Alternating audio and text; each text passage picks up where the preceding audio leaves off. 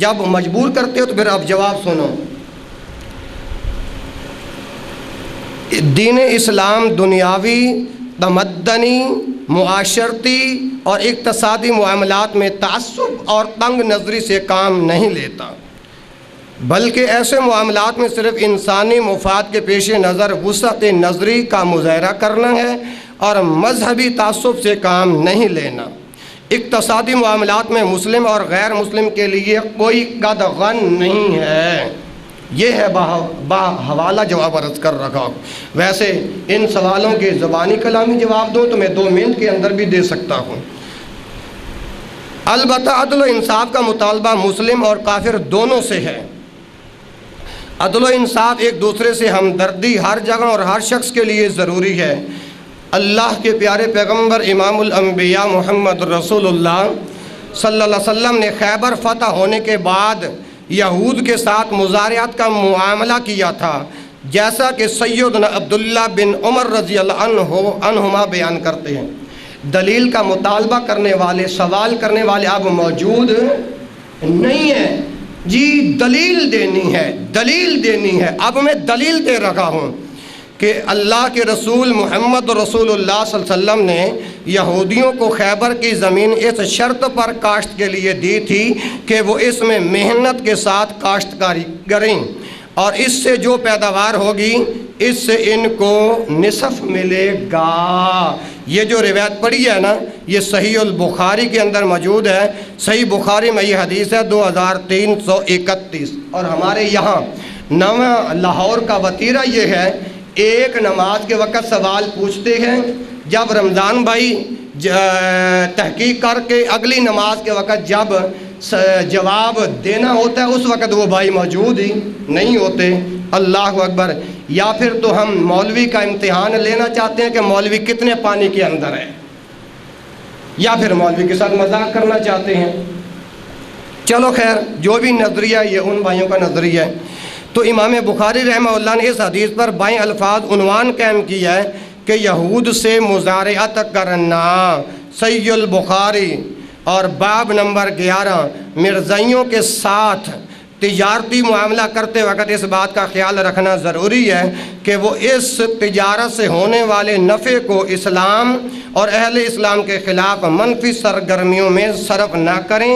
اگر وہ ایسا کرتے ہیں تو ایک مسلمان کو ان سے تجارتی معاملات سے گریز کرنا چاہیے۔ صورت مسئولہ میں سائل اس بات کا خاص خیال رکھے اگر وہ اسلام کے خلاف سازشوں میں ملوث ہے تو ایسے شخص کے ساتھ کاروبار نہیں کرنا چاہیے۔ بصورت دیگر غیر مسلم کے ساتھ تجارتی تعلقات کو رکھا جا سکتا ہے، لیکن عدل و انصاف اور ایک دوسرے سے ہمدردی پھر بھی ضروری ہے۔ ہمارے رجحان کے پیش نظر سائل کو چاہیے کہ تجارتی لین دین کے لیے کسی مرزائی کی بجائے مسلمان شخص کا انتخاب کریں، کیونکہ اسلام کے خلاف مرزائیوں کی ریشہ دوانیاں معروف ہیں۔ اور آپ سے یہ بات لکی چھپی نہیں ہے کہ مرزائی جو ہے وہ ختم نبوت کا قائل نہیں ہے، مرزائی ختم نبوت کا منکر ہے۔ تو اسی طرح ایسے لوگوں سے بچنا چاہیے۔ آئیے اب آتے ہیں دوسرے سوال کی طرف۔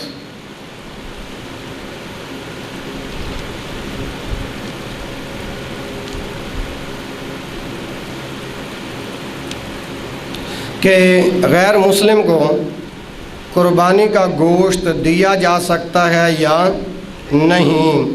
تو مؤلفات القلوب کے لیے، مؤلفات القلوب کے لیے، ان کا دل رکھنے کے لیے آپ ان کو قربانی کا گوشت دے سکتے ہو، اس شرط پر کہ ان کے دلوں کے اندر اسلام کی محبت ہو۔ کیا ہو؟ اسلام کی محبت ہو۔ اور ان کے تمام تر دلائل جو ہے نا وہ سورۃ الممتحنہ 28ویں پارے کے اندر ہے نا قاری صاحب، اس کی آپ صرف تفسیروں میں نہ جائیں۔ 28واں پارہ سورۃ الممتحنہ، آپ اپنا سورۃ الممتحنہ کی آیات کا جو ترجمہ ہے نا وہ آپ پڑھ لیں، میں کیونکہ سوال کا جواب دوں تو گھنٹے کے اندر بھی ہو جائے گا، میں صرف مختصر اتنا عرض کرنا چاہتا ہوں، اگر تمہاری ان کے ساتھ یا ان کے مسلمانوں کے دل میں اتنی محبت ہے کہ آپ ان کو کوئی تحفہ دیتے ہیں یا قربانی کا گوشت اس نیت پر دیتے ہیں کہ ان کے دلوں کے اندر اسلام کی محبت پیدا ہو جائے اور یہ مسلمان ہو جائے، تو اس صورت کے اندر غیر مسلم کو قربانی کا گوشت دیا جا سکتا ہے۔ اگر غیر مسلم اسلام کا دشمن ہے، قرآن کا دشمن ہے، توحید و سنت کا دشمن ہے، ایسی صورت کے اندر پھر غیر مسلم کو قربانی کا گوشت نہیں دیا جا سکتا۔ اسی طرح وہ جو دوسرا سوال ہے کہ میرا ایک عیسائی دوست ہے جو میرے ساتھ سکول پڑھتا تھا، وہ ماہ رمضان میں بعض اوقات میرے لیے افطاری کا بندوبست کرتا ہے، کیا مجھے اس کی دعوت افطار قبول کر لینی چاہیے یا نہیں؟ یعنی عیسائی کی طرف سے دعوت قبول کر لینا جائز ہے یا نہیں؟ اور جبکہ یہ بھی لوگ پوچھتے ہیں کہ اہل کتاب، یہ جو عیسائی جو ہے نا، اللہ نے ان کو اہل کتاب کہا ہے، سورۃ المائدہ 6 پارے کے اندر ہے نا جی، وہ اہل کتاب ہے، کیا ان کا ذبیحہ بھی حلال ہے یا نہیں؟ تو میں نے عرض کیا تھا اہل کتاب کا ذبیحہ بھی حلال ہے، اہل کتاب کا ذبیحہ بھی حلال ہے۔ وَيُحِلُّ لَهُمُ الطَّيِّبَاتِ، یہ قرآن کے الفاظ ہیں، اہل کتاب کا کھانا بھی تمہارے لیے حلال ہے، اگر تمہارا دل چاہتا ہے تو ان کے ساتھ کھا لو، اگر تمہارا دل نہیں چاہتا تو ان کے ساتھ نہ کھاؤ۔ لیکن شرعی نقطہ نگاہ کی روشنی میں، کتاب و سنت کی روشنی میں آپ ان اہل کتاب کی دعوت کو قبول کر سکتے ہیں۔ اب سنیے دلائل۔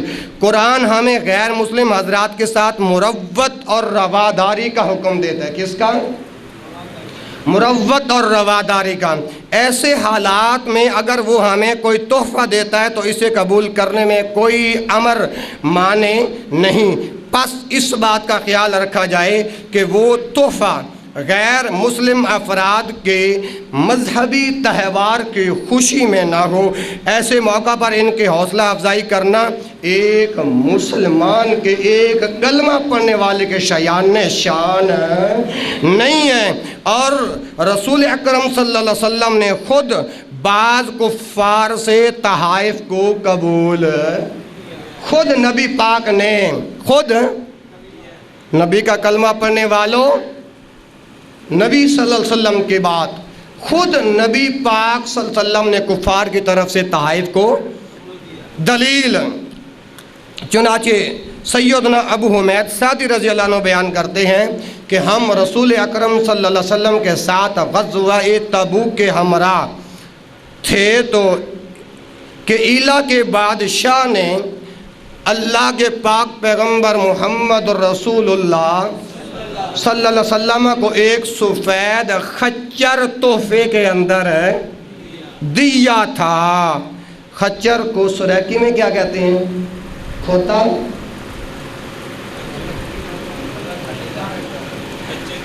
چلو جو بھی ہے، تو ایلا کے بادشاہ نے اللہ کے پاک پیغمبر محمد رسول اللہ کو سفید خچر بطور تحفہ دیا، تو آپ صلی اللہ علیہ وسلم نے بھی اسے ایک ریشمی چادر عنایت فرمائی۔